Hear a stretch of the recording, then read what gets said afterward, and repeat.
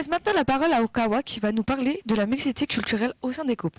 C'est en effet une thématique, je pense, qui te tient beaucoup à cœur. Tout à fait. En effet, la mixité culturelle au sein des couples représente une fusion fascinante de traditions, de langues et de valeurs. Le film Qu'est-ce qu'on a fait au bon Dieu s'inscrit dans cette thématique en explorant avec humour et sensibilité les défis, les situations cocasses que rencontrent des couples issus de cultures différentes. Les forces des couples mêlant différentes cultures résident dans leur capacité à lier deux mondes distincts. Cette union offre un terreau fertile pour la découverte, l'apprentissage et la tolérance. Dans le film, les Verneuil représentent cette diversité, où les traditions françaises se mêlent aux cultures musulmanes, chinoises, juives et africaines, offrant ainsi une leçon sur la richesse et la complexité de ces relations. Tu parles donc du film Qu'est-ce qu'on a fait au bon Dieu, réalisé en part par Philippe de Chauvron, avec notamment Chantal Lobby et Christian Clavier dans les rôles principaux. Quelle leçon as-tu tiré de ce film? Le long métrage aborde avec humour les défis que rencontrent ces couples à son malentendu culturel, aux divergences de points de vue et aux quiproquos. Ces difficultés reflètent la réalité de nombreuses relations interculturelles. Pourtant, le film souligne la valeur de la communication, de la compréhension mutuelle, de l'ouverture d'esprit comme des outils essentiels pour surmonter ces obstacles. Ces chroniques s'inspirent des enseignements du film pour mieux comprendre la réalité complexe des couples mêlant différentes cultures. Elle cherche à explorer les dynamiques, les défis, les moments de joie vécus par ces couples dans la vie réelle, en s'appuyant sur les situations amusantes et les leçons du film pour offrir une analyse plus profonde de ces relations. En conclusion, Qu'est-ce qu'on a fait au bon Dieu offre un regard authentique sur les défis et les atouts des couples issus de cultures différentes. Il nous rappelle que malgré les difficultés, la mixité culturelle dans les relations peut devenir surtout une source d'enrichissement à condition d'embrasser la tolérance et l'ouverture d'esprit, la communication, des éléments clés pour que les différences deviennent une force plutôt qu'un obstacle. Très bien. Mais cela ne reste qu'un film, et le cinéma a toujours tendance à exagérer les choses, pour accentuer l'effet comique. Qu'en est-il de la réalité? Justement, maintenant que nous avons exploré différentes facettes de la mixité au sein des couples, plongeons-nous au cœur de cette expérience en écoutant le témoignage poignant d'un couple mixte, Odette et Dominique Charles. Merci beaucoup Odette et merci beaucoup Dominique d'être sur le plateau aujourd'hui. Comment vous vous êtes rencontrés et comment votre parcours a-t-il évolué depuis lors? Alors, je vais répondre. Nous nous sommes rencontrés dans le cadre professionnel, puisque nous étions tous les deux dans l'enseignement. Et voilà, moi j'étais en formation, Dominique était déjà en action, j'allais dire, sur le terrain. Et donc nous nous sommes rencontrés comme ça.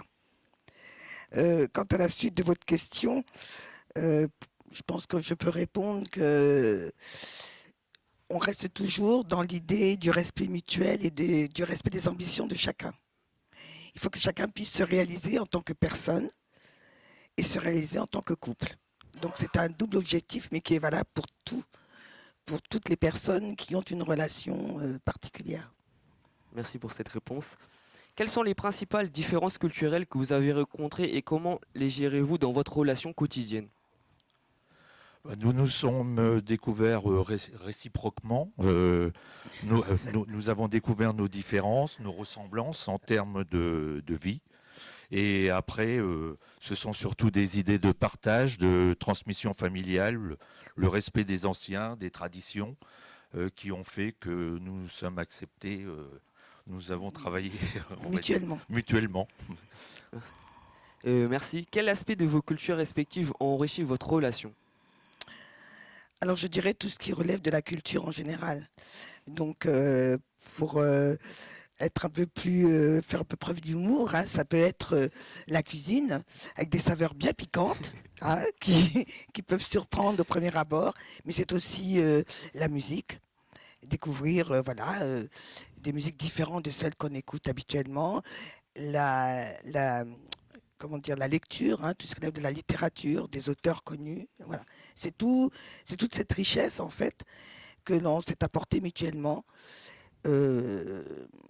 Et qui était pour nous une évidence, j'allais dire, hein, c'est une évidence, voilà, on partage. Merci. Comment conciliez-vous les traditions familiales et les attentes culturelles dans votre vie de couple? Bon, la priorité, c'est de se construire une identité et qui nous correspond en s'appuyant sur notre vécu personnel et toujours se rappeler d'où l'on vient, mais rester bien soi-même et s'accepter pour échanger tel que l'on est, quoi. Merci. Avez-vous rencontré des défis spécifiques en raison de votre mixité culturelle et comment les avez-vous surmontés ensemble? Alors un défi, je ne sais pas si c'est vraiment un défi, mais en tous les cas, il y a le regard des autres, bien évidemment. Un couple mixte visible, nous sommes un couple mixte visible. Il existe des couples mixtes invisibles. Nous le sommes parce que nous avons deux couleurs de peau différentes. Donc évidemment, on ne peut pas nier l'évidence. Pour autant, comme on ne nous connaît pas, on ne connaît pas notre culture, on ne connaît pas notre façon de vivre, c'est difficile de nous juger. Mais on nous juge quand même. Alors le défi, c'est de rester nous-mêmes et de montrer que nous sommes en capacité de vivre en harmonie sans problème. Merci. En quoi la diversité culturelle a-t-elle contribué à votre croissance individuelle et à celle de votre relation? On peut dire que pour nous, c'est une force qui témoigne la possibilité de vivre ensemble et en harmonie. Hein, le fait de vivre ensemble et d'être un couple mixte, et on a l'impression d'être quelque chose de supplémentaire. Donc on se met en avant et on essaie de vivre ensemble, quoi, on va Voilà. dire. Merci. Quel conseil donneriez-vous au couple mixte pour naviguer avec succès dans une relation? Alors là, des conseils, c'est difficile. Peut-être que je dirais la première chose, c'est le respect mutuel. La deuxième chose, c'est la curiosité intellectuelle. La troisième, je dirais des valeurs partagées, des valeurs d'humanité, des valeurs de respect. Le vivre ensemble, c'est important, surtout en ce moment. Et je dirais, en fait, peu importe ce que pensent les autres, ce qu'il faut, c'est construire. Je dis toujours construire sa maison. C'est une image, hein.